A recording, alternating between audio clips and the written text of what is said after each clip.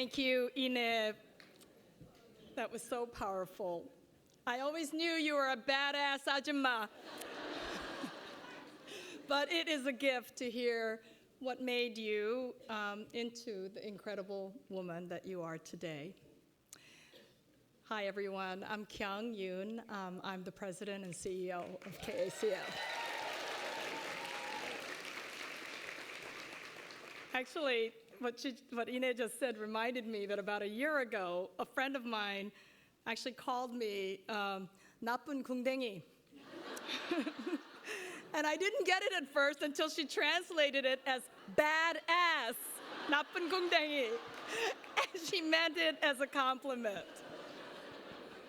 And as I look around this room, it's full of 나쁜 궁뎅이 women. So let's give ourselves a hand. But not just this room. As we've heard today, we come from a long line of these women. Our mothers, our grandmothers, they embody the resilience and the strength and grit of Korean American women, Korean women and Korean Americans. And I also want to acknowledge the non-Koreans in the room as well. Thank you.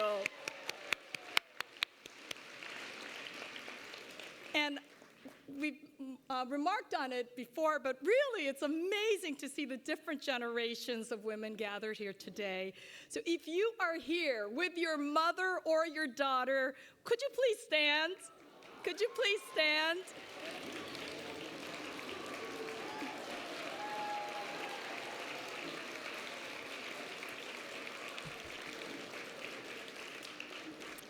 And will you promise me that next year, if you didn't bring your mother or your daughter, that you will do so we can really celebrate even more. So thank you.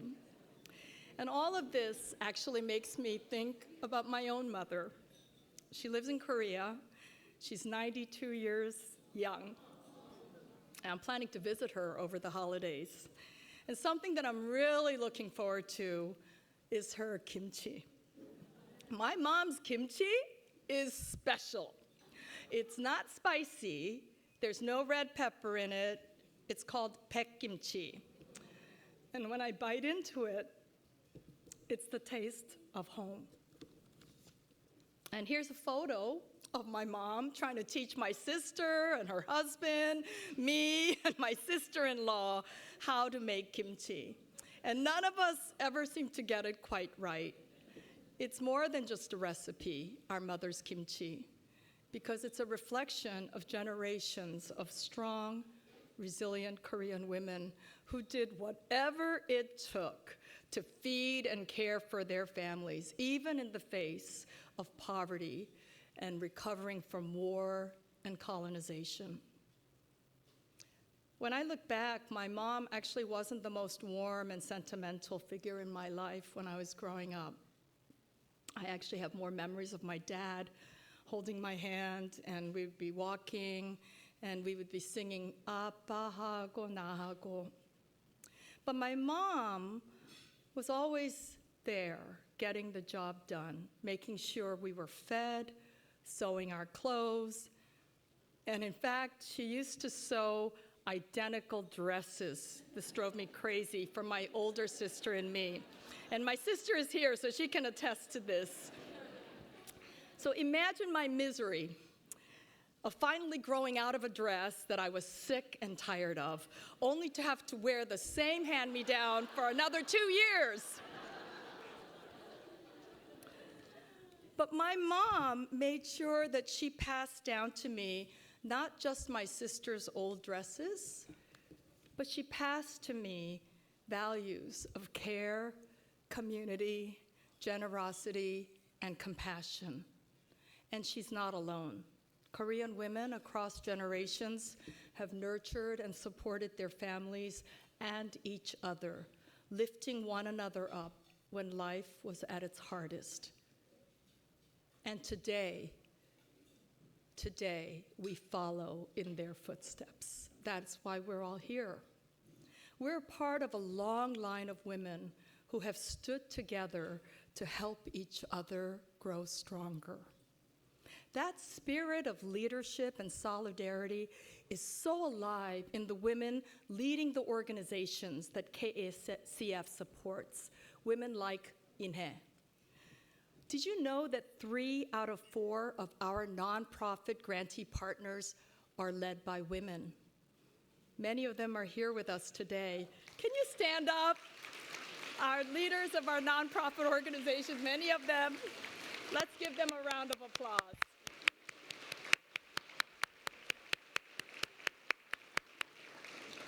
So as Inhe said, and Jeannie also said, we are in our 22nd year. For the first 20 years of KACF's existence, we intentionally, mainly because of limited resources, and we didn't want to spread ourselves too thin, we limited our grant making to the greater New York area for 20 years.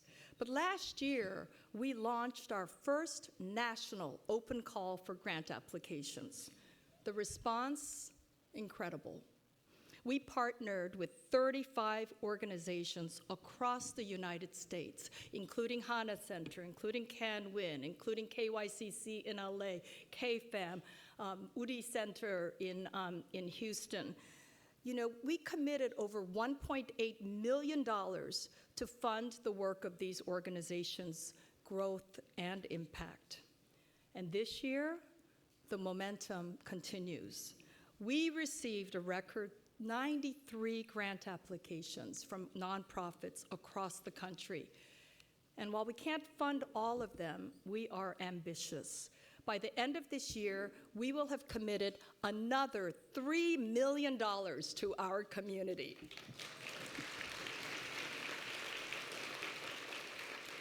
The majority of those impacted by this work are immigrant women who are navigating the challenges of affordable housing, rising incidents of gender and racial-based violence, and pay inequality. They often fall through the cracks of systems that were never designed with their futures in mind.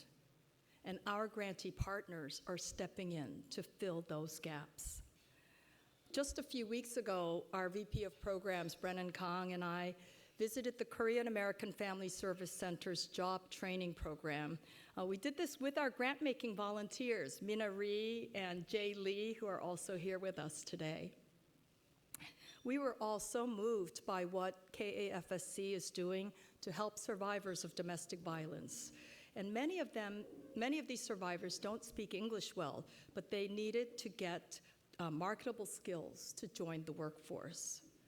So what we learned is that the most popular class, can you guess? Eyebrow microblading. Apparently, it's a very lucrative skill. So this is what you learn when you volunteer with KACF. So this kind of impactful work by our grantee partners cannot be sustained alone, and that's where all of us come in. We recognize that these challenges are deeply rooted in systemic issues, and that's why our approach focuses on direct services, but also on long-term solutions that address root causes and not just the symptoms. We fund research, coalition work, and we bring together leaders to create grassroots solutions that are by and for our communities. And as Inez said, this work is not easy. Real change takes time and sustained effort, but it's possible. It requires strategy, strong partnerships, and most of all, our commitment to one another. And that's why our women's initiative is so important. Karen shared earlier, and Ine also amplified how little philanthropic funding goes to women and Asian American communities.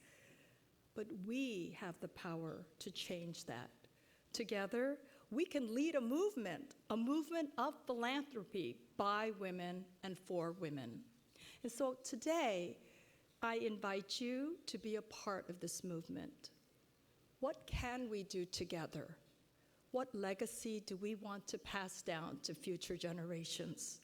Whether through your time, your resources, your voice, Your contribution can make a lasting difference in the lives of so many women and their families. So let's join hands. Let's invest in the futures of our mothers, daughters, sisters, and friends. And if you are moved to contribute today, there are pledge cards at your tables. I just want to thank you for being here with us today and for standing with us in this important work. Let's continue to honor the legacy of the incredible women whose shoulders we stand on. And together, let's pave the way for a brighter, more equitable future for generations of women. Thank you so much.